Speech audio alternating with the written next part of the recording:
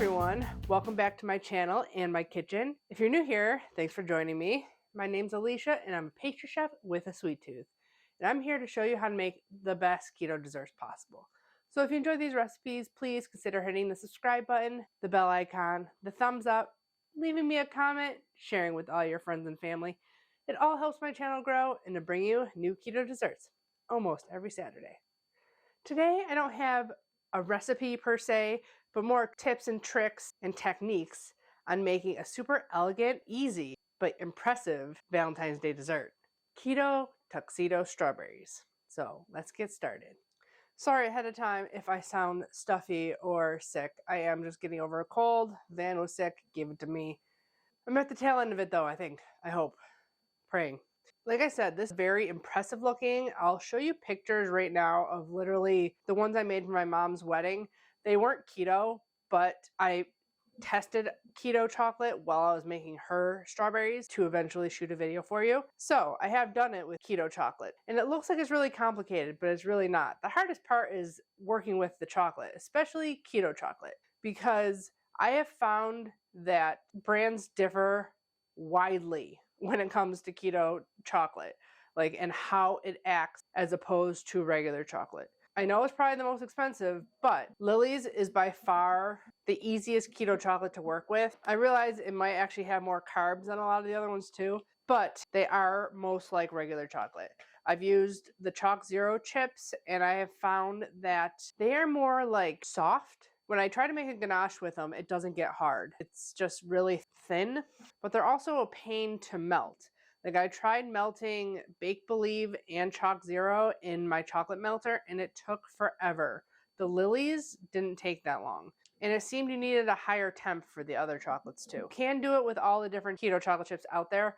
I just can't guarantee that only adding a certain amount of coconut oil will make it thin enough for you to work with, and you might need to heat it a little bit higher than the Lily's chips. I found that I can sometimes get the Lily's to melt just enough in the microwave and keep stirring it, and it'll come down to the 86 degrees we want, and we don't have to worry about tempering it. So I just prefer to work with Lily's chocolate chips in melting. For baking, all of them work the same pretty much. So I already have 4 ounces of 3 different kinds of chips weighed out here. I have Lily's Dark, Lily's Milk, and Lily's White. I have 4 ounces in each one of these bowls. 4 ounces is usually a half cup in liquid measure, but because chocolate chips have space all around them, they're not exactly a half cup. I have a little bit left, and the smaller chips will fit better in a half cup than the larger chips. So that's why I always do everything by weight. I'll have linked below the scale that I use and bought on Amazon. I've had it for over 5 years and I've replaced it once, but it was only because we melted it on the toaster oven.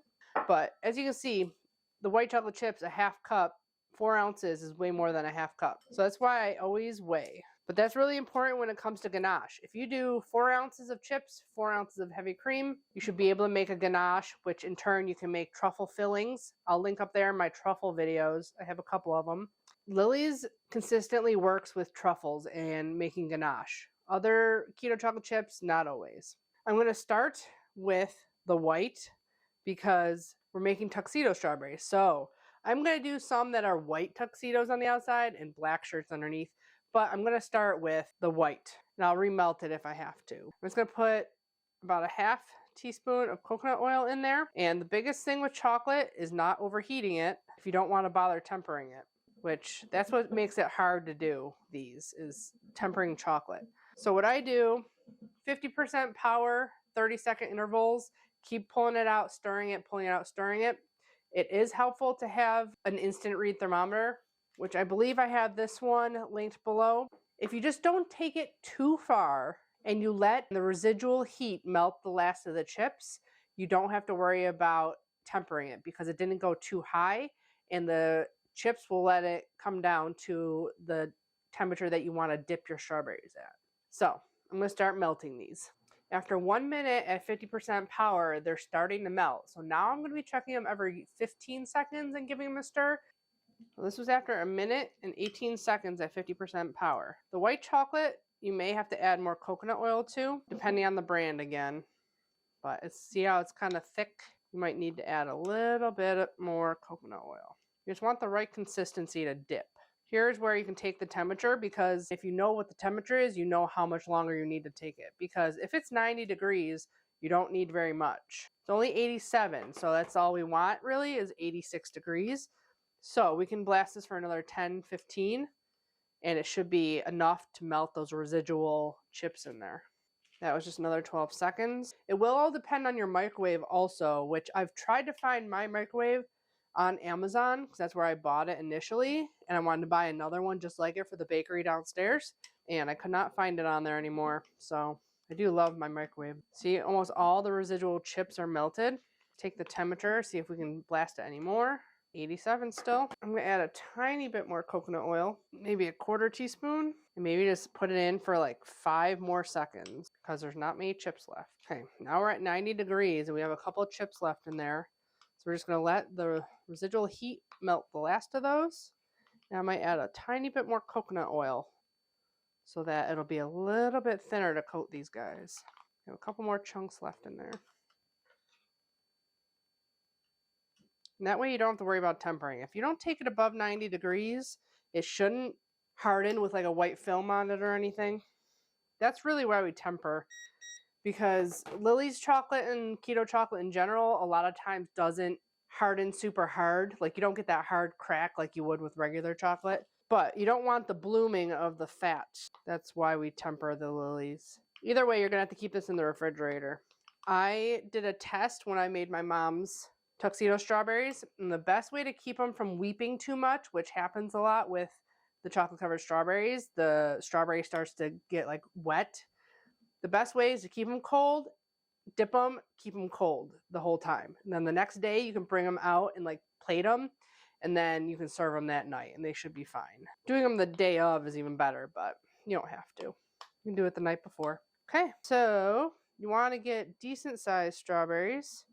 Not huge ones. Well, you can do huge ones, but they won't look as nice. So these are some monster strawberries. To dip, you hold it by the green, go all the way around, and to get the excess off, you dip it to pull the excess off of the bottom of the strawberry. You go like that, you set it down, and then you do it again. You can obviously wash and make sure your strawberries are super dry when you do. You don't want any water on them.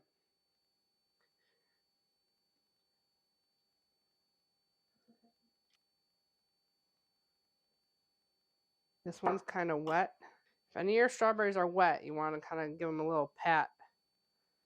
I'm not going to use that one because it's kind of bruised, which is why it's wet. Always tilt your bowl to the side. If you get all the excess off, you're not going to have a huge bottom to it, which you don't really want.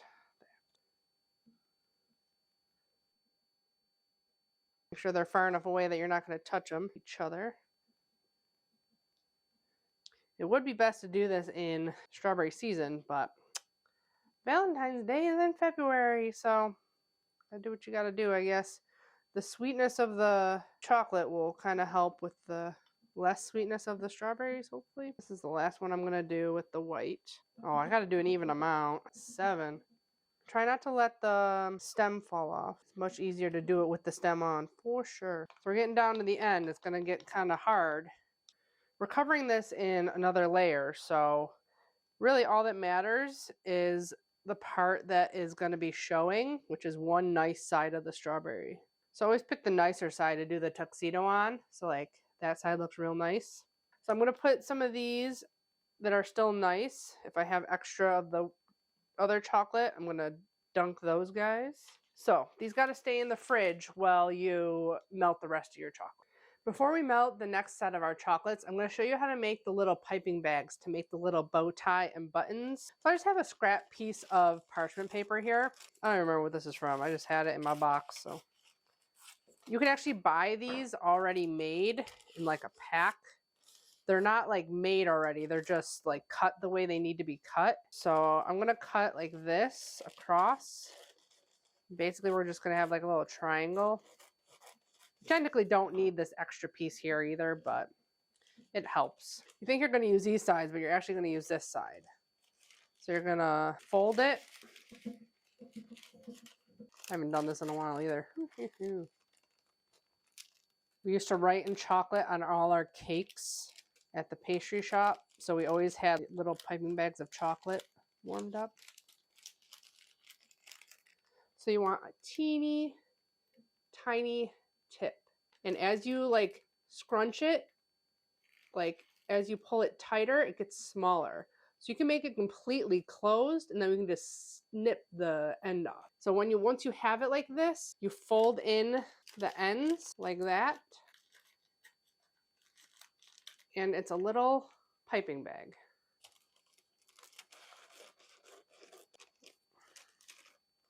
You fold it over like that once, grab it with your other hand like that. Fold this piece around. Then you take the two, tighten it up. You fold in your edges. It'd be a lot easier if I had nice pieces of parchment too. If you have nice flat pieces of parchment, I think I might have used this for something at some point, but the first one was a little bit better, but it works too. We're just gonna do the same thing with our melting. I did a little bit over a half teaspoon of coconut oil and we're gonna melt that the same way we did the white chocolate chips. Okay, so there's the milk chocolate. I set it for 3 minutes. I did 30, 30, 15, 15, 15, and then 10 and 10. So as it started getting melted, I reduced the amount of time in the microwave. We're only at 89 and we still have some chips left. So that's what you want. And I only put that little bit of coconut oil in it and it's nice and runny. So I think we're good to go. A couple chips in there that need to get melty. Oh, apparently I overheated it. It said 89. Now it's 96. There's one little chip in there still. Might have to add a couple more, otherwise we're gonna get blooming on our chocolates. I must not have gotten an accurate reading earlier when I attempted the last time. So I just added 6 chips in and we're gonna have to let that melt until it gets down to 86. Now why I mentioned the water earlier is because chocolate can only take so much. So if you put a couple drops in here, it might not do anything. A couple more drops, it will seize on you and get like super chunky and thick and not smooth anymore. That means your chocolate's seized. That also happens if you overheat it too much. You don't want to get it too high, not over 100 degrees, unless you're going to fully temper everything. But if that happens, if you do get a little bit of water in there, if you add a little bit more, little at a time, and keep stirring it and heating it, you might be able to save it. It's a pain once you get it there though. That's why you can add some extract to chocolate, but you can't always add a ton because it might seize on you. You're kind of taking your own risk by adding your own extracts in. Down to 91. So I think we'll be good with the chips we have in there. There's 6 in there. There's still a little bit chunked in there. Once those are melted, we're good to go. Just ends up hurting your hand after a while. Stir, stir, stir. This is called seeding the chocolate if you're not doing the tempering method. And this obviously works best during winter time when your house isn't super hot too. Otherwise, this could take a really long time to get down to temperature. I'm really hoping the power doesn't go out at a crucial moment here. So far, it's only went out when I didn't need the lights and everything. It went out twice already. Okay, let's get out our strawberries. We're gonna wanna fill one of these little cones with this chocolate also. Because I had to wait for the power to come back on. My white chocolate's almost completely set. So we're not gonna be able to get that into a piping bag. Okay, we're at the right temperature. There are a couple chunks in there, which I don't like. A lot of times I squish it against the side to try and get them to not be in the mix fully. So again, we're tipping the bowl, taking it by the green. We're gonna dip it halfway this way, halfway that way. You can make it however big of a shirt you want, really, but do the same thing so you get all the excess off. You got your little tuxedo. We had a little air bubble in there. Okay, now it's really small because I kept getting an air bubble right by the line. That strawberry was a little tiny too. Always works better on the bigger strawberries. So you dip halfway that way, halfway that way. There you go. Get the excess chocolate off. Set it down. Like I said, you can do it as big or as little as you want, the little shirt. We keep doing these ones, and then I'll show you how to pipe on them. You can also scrape the bottom if you want. Oh, try not to lose all your greenage. It's always easier to have more chocolate than you need than less too. I have like just enough of each. Oh, I did them all in milk too. I also have the dark chocolate here. I don't want any of the chunks in our piping bag, so try to keep all those out.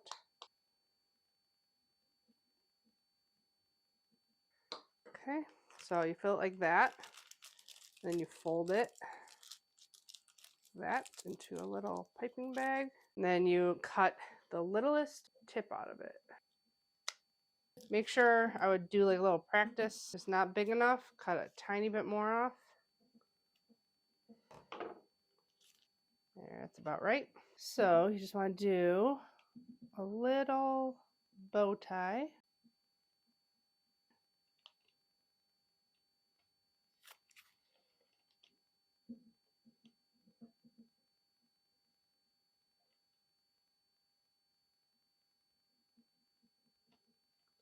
That.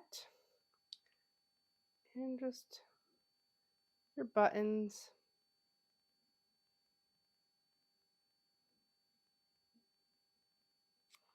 That's it. Here's your tuxedo strawberry. Do a tiny bit more off here, but not much.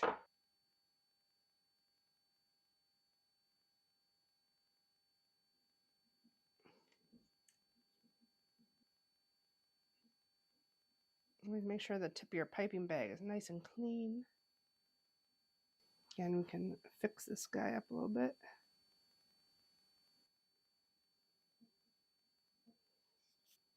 If you start to get too hard in there, just warm it with your fingers a little bit. It'll usually start flowing again. Heat from your fingers.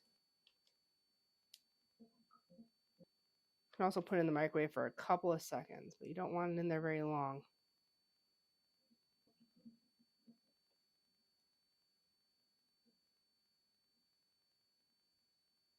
Okay, I'm going to melt our dark chocolate and finish up these guys and remelt the white, and we'll be back to try one. We gotta try it. We gotta taste test it. I always found that Lily's Dark needs a little bit more coconut oil than the milk. So I already put like 3/4 of a teaspoon in there. Put a tiny bit more. See how it's so thick? And we're at 92. So it's thick at 92. It's definitely gonna be really thick at 87. I still have a couple chips left in there to melt. See how much thicker the dark chocolate is? We're at 87. So these ones we're gonna do a white tuxedo. So same thing as we do with the white though. Okay, now we're gonna remelt our white chocolate, which I'm probably gonna need more in here. And we'll fill our other bag with white chocolate. Hopefully the shot's okay. I had to change my battery, and I have this kind of configured weird right now because I don't have the right height on my tripod and all that. But I tried to get it as close to what I had it. Once you have white chocolate in there that's already melted, it's going to melt faster, just so you know. This took a lot less time. Of course, there was less chips too. Just about ready to dip here. Now time to make some white tuxedos. Oh, I put that one too close to that one. Oh no. Sometimes white chocolate is a little opaque too. You can always add or try to add some white food coloring, which they do make if you want it really white. You can also add gel food coloring if you want to make it a color. But again, that's the same thing with adding extracts. You don't want to add too much liquid to your chocolate. Man, I lost another one. My lights are kind of flashing here too, so hopefully we don't lose power. They don't look pretty, but it's fine. So fold up your ends. A little bit of the tip off. There we go. Until it starts flowing good. There you go. You got a white tuxedo.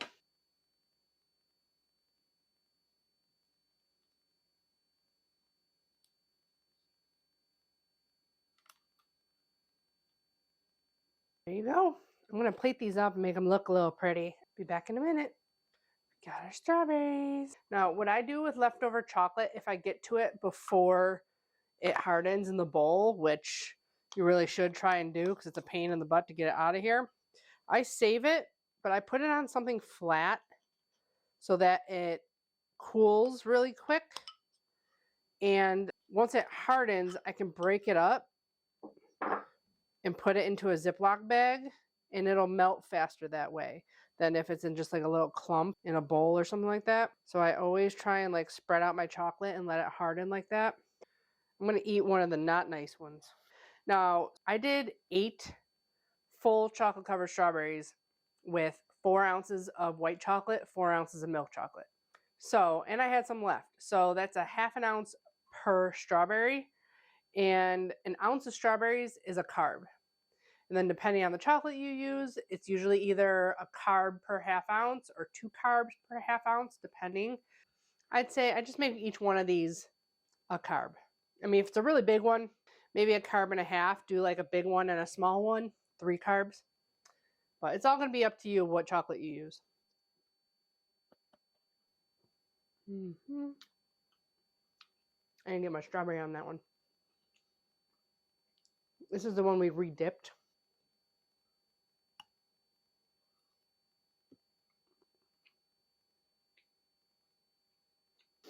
This is a lot of chocolate to strawberry ratio. So really, 2 carbs for this, you would only need 1 of them.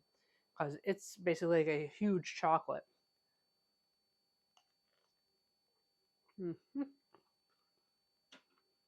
That's a chocolate covered strawberry. And you'll pay $1 a piece for those if you get them at the store or at a chocolate shop. And they won't be keto. So 1 big one or 2 small ones is plenty for a dessert, especially if you had super filling steak and lobster. I hope you guys found this helpful and enjoyed this little tutorial on how to make tuxedo strawberries keto. Let me know in the comments below what your plan is for Valentine's Day, if you have a plan yet. I have several recipes on my channel that I've done for Valentine's Day. So I'll link a couple at the end here for you to check out if you want. Don't forget to check out my Amazon links and the blog link to the full recipe in the description box below. Give the video a thumbs up if you enjoyed it. If you haven't subscribed, make sure you click that button down there.